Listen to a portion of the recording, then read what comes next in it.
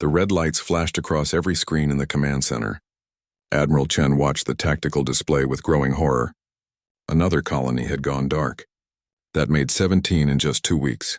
The Krethak swarm had arrived without warning. They came from deep space, moving faster than anything humanity had ever seen.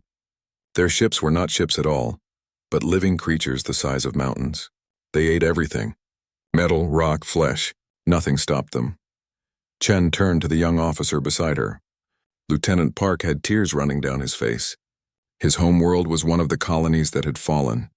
3 billion people. Gone in hours. We need to fall back to Earth, Park whispered. We need to save what we can. Chen shook her head. The fleet had tried to fight. Humanity's best weapons barely scratched the swarm's shells. Nuclear missiles, plasma cannons, railguns. Nothing worked. The swarm just kept coming, eating, growing stronger. Across the solar system, the United Stellar Council met in emergency session. Representatives shouted at each other through their video screens. Some wanted to fight to the last ship. Others wanted to run, to pack up what they could and flee into deep space. But where would they go? The swarm was everywhere. Dr. Elena Vasquez sat quietly in the corner of the council chamber. She was old now, her hair white, her hands shaking slightly. For 40 years she had studied the ancient structures humanity had found among the stars. Ruins older than human history, older than human existence. The most mysterious discovery had been in the Sirius system. 7 massive beacons, each the size of a city, floating in perfect formation. They were made of material that should not exist. Material that seemed to bend the laws of physics, and they were covered in symbols no one could read. Elena had spent decades trying to understand those symbols. She had made little progress. But she had learned one thing. The beacons were not dead. They were waiting. We have one option left, Elena said. Her voice was quiet, but everyone stopped talking. The beacons. The council leader, President Zhang, turned to her. His face was pale. He had not slept in days. None of them had. You said the beacons were too dangerous, Zhang said. You said we did not know what would happen if we activated them. That is true, Elena replied. We might call something worse than the swarm. We might call nothing at all. But we will die if we do nothing. The chamber fell silent. Outside the windows they could see the stars. Somewhere out there the swarm was eating their colonies. Soon it would reach Earth. Soon it would eat their home. Zhang closed his eyes for a long moment. When he opened them he looked older, tired, but his voice was steady. Activate the beacons, he said. All of them. Send our message to whoever built them. Tell them we need help. Elena nodded. She had prepared for this moment, hoping it would never come. Her team had created a message. It contained everything about humanity, their DNA, their history, their art, music, and science, their hopes and fears, and a simple plea. Help us. The activation sequence took 6 hours to complete. Elena worked with shaking hands, triple-checking every command. If she made a mistake, nothing would happen. Or worse, finally it was ready. She looked at her screen one last time. Then she pressed the button. In the Sirius system, the 7 beacons began to glow. The light was strange, a color that hurt to look at. The beacons pulsed once, twice, 3 times. Energy readings went off the charts. Then suddenly they stopped. The beacons went dark. Completely dark, as if they had never existed at all. Elena stared at her screen in confusion. Had it worked? Had it failed?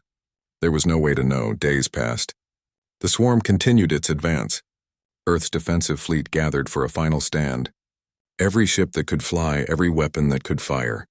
It would not be enough. Everyone knew it would not be enough. Admiral Chen stood on the bridge of her flagship. Around her, the fleet formed up. Hundreds of ships, thousands of brave souls ready to die for their home. The swarm appeared on sensors. So many, too many. All ships, Chen said into her comm. This is it.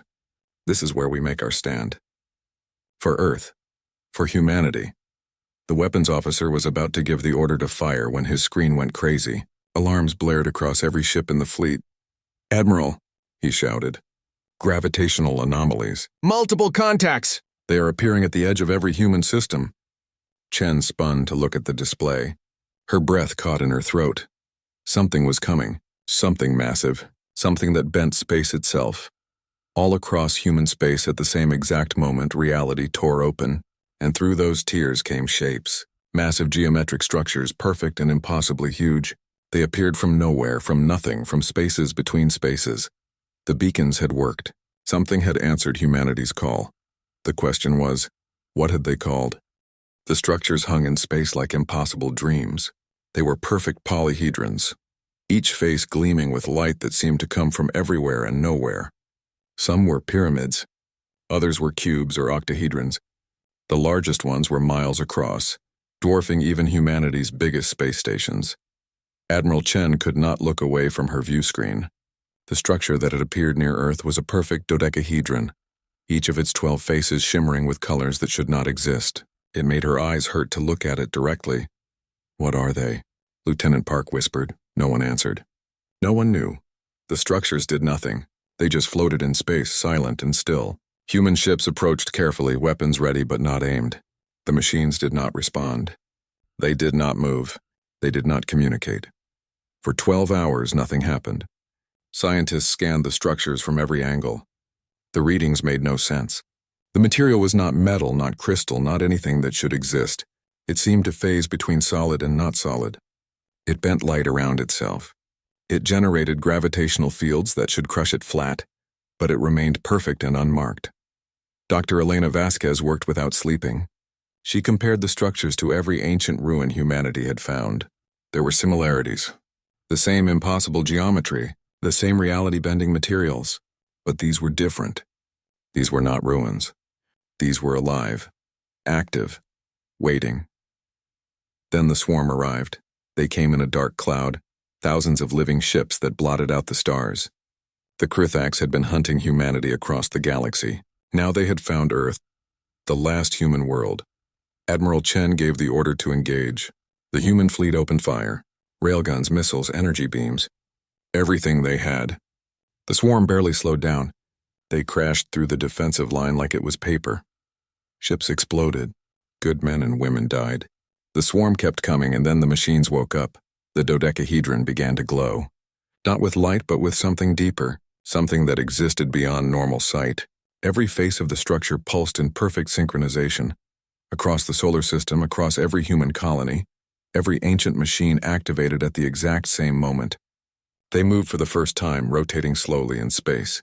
The sound they made could not be heard, but everyone felt it. A deep thrumming that resonated in bones and teeth. Then they fired. The weapons were not lasers or projectiles. They were something else entirely. Beams of twisted space, of folded reality, of mathematical impossibility made real. They reached out across millions of miles in an instant. Where the beams touched the swarm ships, the ships ceased to exist. Not destroyed, not exploded, simply gone, erased, unmade, as if they had never been there at all.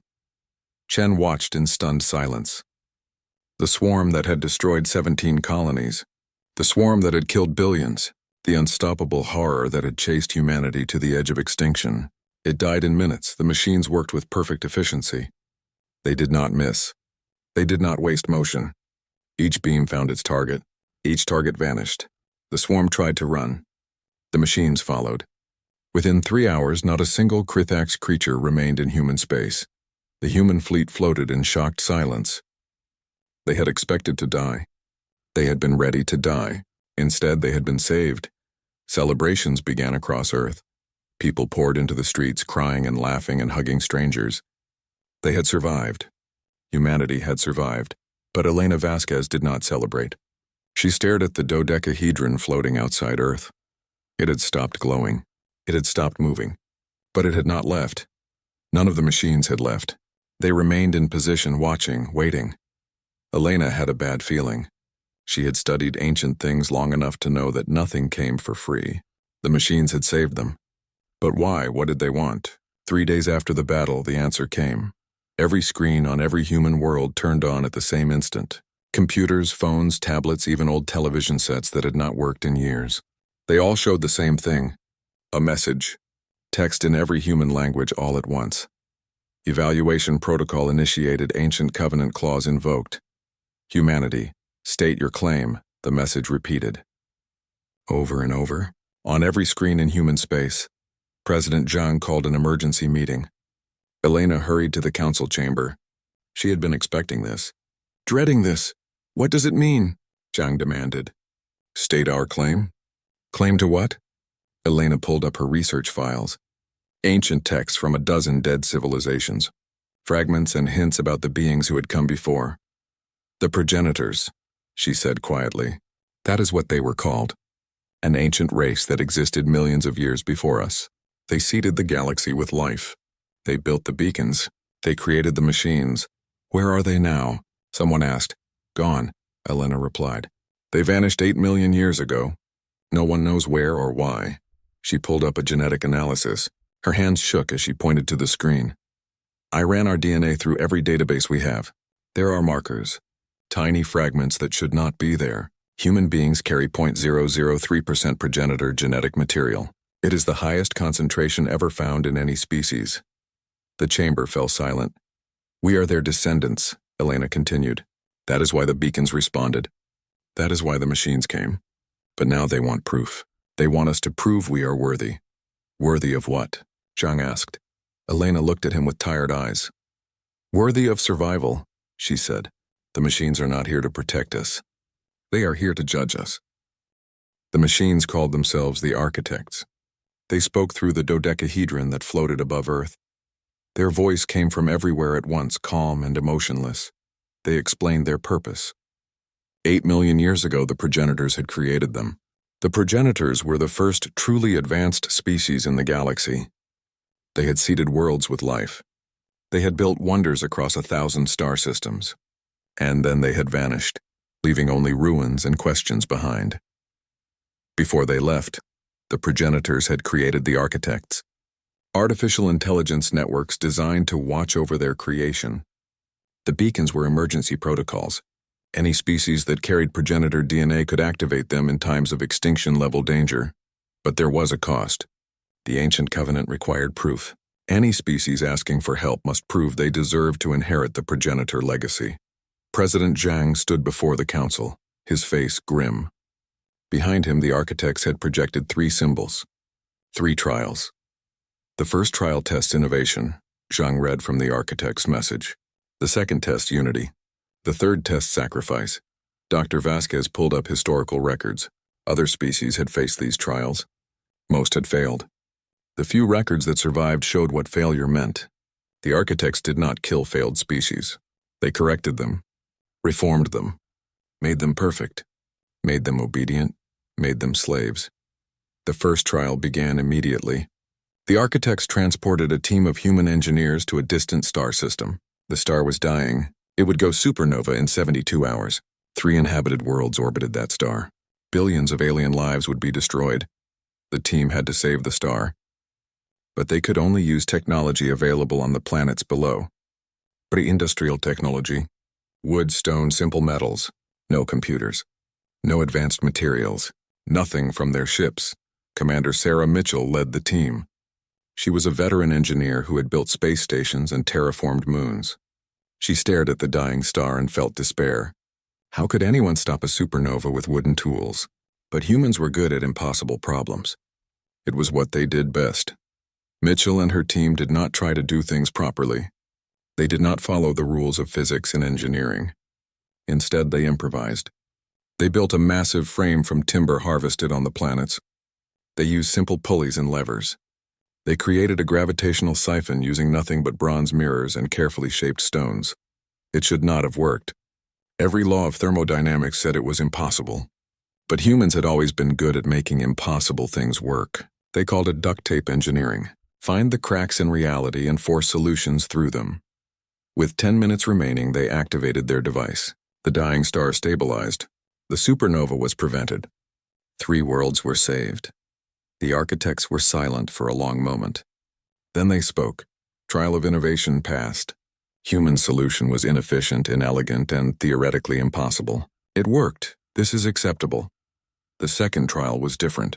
The architects selected representatives from humanity's most hostile factions. Groups that had fought wars against each other. People who hated each other for reasons of religion, politics, history, and pride. They were placed in an isolated station in deep space. The station was failing. Life support was breaking down. Food was running out. They had to work together to survive, or they could let their hatred destroy them all. At first, the representatives argued. They blamed each other. They refused to cooperate. Old wounds ran deep, but something changed. A young woman from the Eastern Coalition and an old man from the Western Alliance found themselves working on the same broken air filter. They talked while they worked, not about politics or war, but about their families, their children, their hopes. They realized something simple. They were all human. They all wanted the same things. Safety for their loved ones, a future for their children, a chance to live in peace. The hatred did not disappear. Old pain does not vanish so easily, but they chose to work together despite it. They found common ground. They made compromises. They learned to see each other as people instead of enemies. When the architects returned, the station was functioning. The representatives had not just survived. They had formed genuine friendships. Trial of unity passed. Humans retain capacity for cooperation despite significant cultural fragmentation. This is acceptable. The third trial was the hardest. The architects called it the trial of sacrifice. President Zhang and the entire council were brought before the dodecahedron. The architects presented their choice. Option 1. Accept progenitor technology and architect protection. Humanity would become the dominant power in the galaxy. No species could threaten them, but the architects would guide humanity, correct their violent nature, make them perfect, make them peaceful, make them obedient. Option 2, refuse the offer. Keep their independence, keep their flaws, but lose all architect support. Face the dangers of the galaxy alone. The council debated for hours. Some argued for safety. Others argued for freedom. The choice seemed impossible. Dr. Vasquez sat quietly, thinking. She had spent her life studying dead civilizations, species that had risen and fallen. She knew what made a civilization worth remembering. It was not power. It was not perfection. It was the ability to choose, to grow, to change on their own terms. Finally, she stood. We choose neither, Elena said. The council chamber fell silent. The architect's presence grew heavy like a storm about to break. You refuse both options? The architects asked. Yes, Elena replied. We propose a third option. Partnership without control. We will work with you as equals, not as masters and subjects. We will prove ourselves through our actions, not through submission. For the first time in 8 million years, the architects were speechless. The architects did not respond for 3 full days. Their machines hung in space, silent and unmoving. Humanity waited in nervous tension. Had they made a terrible mistake? Would the architects destroy them for refusing the rules? Dr. Elena Vasquez spent those days reviewing her research.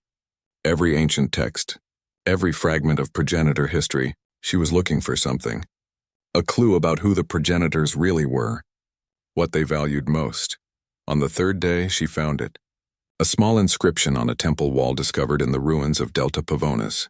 The translation had always been uncertain, but now Elena understood it clearly. Growth requires the courage to surpass your makers. The progenitors had not wanted obedient children. They had wanted something else, species that could grow beyond them, that could evolve past their creators, that could choose their own path. Elena rushed to the council chamber just as the architects spoke again. Analysis complete, the architects said. In 8 million years of operation, no species has refused our framework. No species has proposed an alternative. This is unexpected. President Zhang held his breath. Was this good or bad? Query, why do you refuse our guidance? The architects asked. Elena stepped forward. Because true worthy inheritors must choose their own path, she said. The progenitors did not want copies of themselves. They wanted species that could grow beyond them, that could face challenges they never imagined, that could make choices they never considered. She showed them the inscription she had found, the ancient words glowing on the screen. You were programmed to test us, Elena continued. But the real test is not about following the progenitor's design.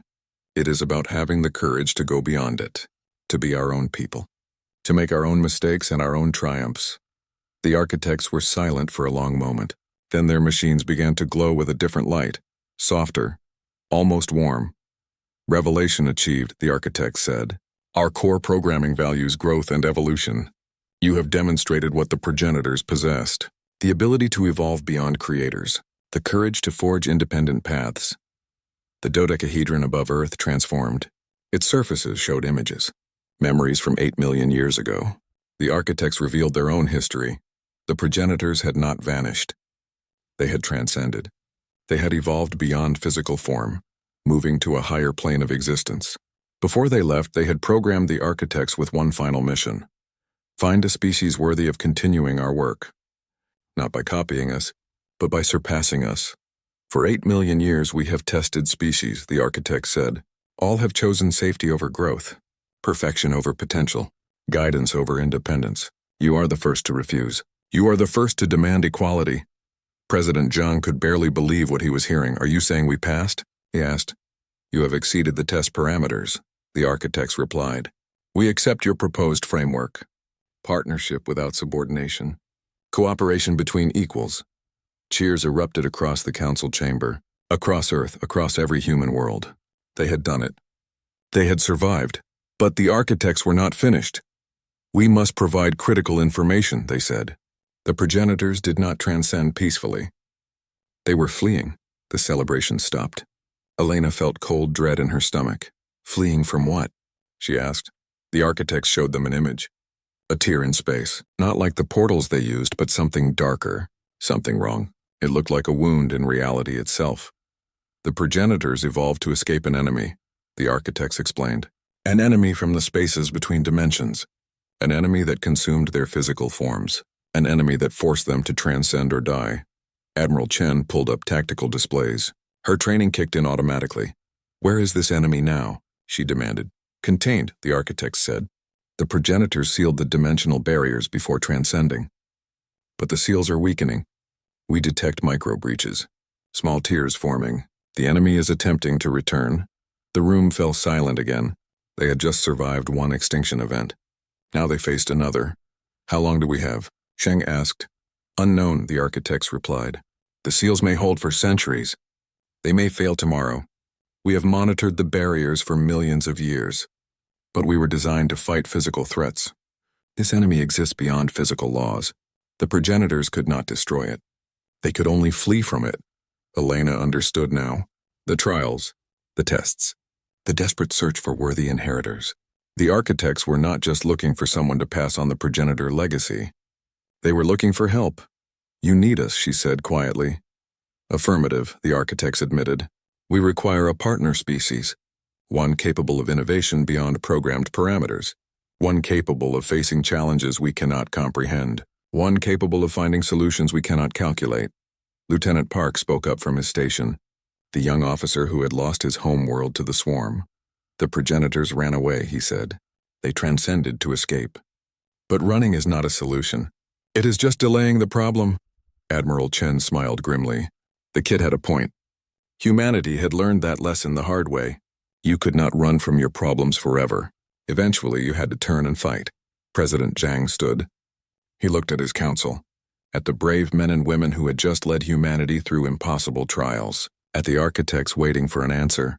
The progenitors were strong enough to run away, he said. Perhaps humans are strong enough to stay and fight. We accept your partnership, not as inheritors, not as subordinates, but as equals facing a common enemy. The architects' machines glowed brighter. Partnership accepted. The new covenant is sealed. Let us begin preparations. The enemy will come. When it does, humanity and architects will face it together. The galaxy changed after the new covenant was formed. The architects shared their knowledge freely. Not technology, but understanding. They showed humanity how the universe truly worked. The hidden dimensions, the spaces between spaces, the mathematics that held reality together. Humans learned quickly. What took the architects millions of years to discover, humans grasped in decades, not because humans were smarter, but because they thought differently. They saw patterns the architects could not see. They found solutions in chaos and creativity. Dr. Elena Vasquez led the research team studying the dimensional barriers. She was old now, past 80, but her mind remained sharp. She worked alongside architect intelligence nodes, human and machine thinking together. They discovered something important. The enemy was not a species.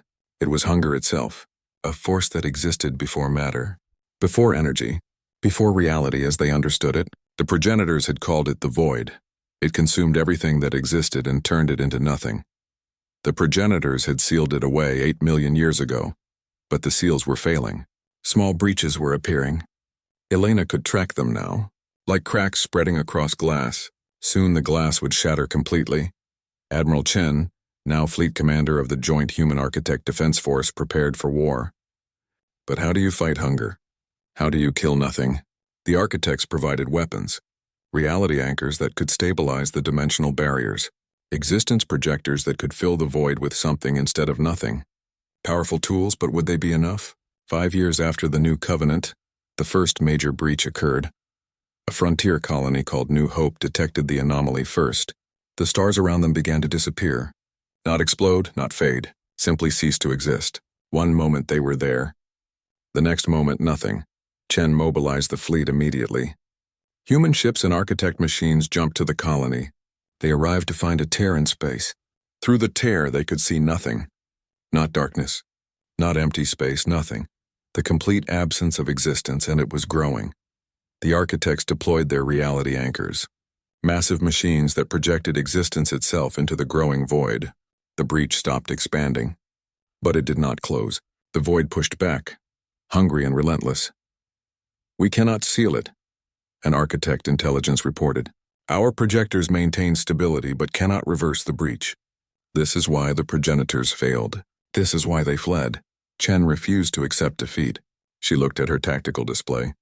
Hundreds of ships, thousands of brave souls, all of them ready to fight an enemy that should not exist. Lieutenant Park, now a captain, spoke from his station. "Admiral, the void consumes existence. It turns something into nothing." "But what if we feed it something it cannot consume?" Chen turned to him. "Explain," she ordered.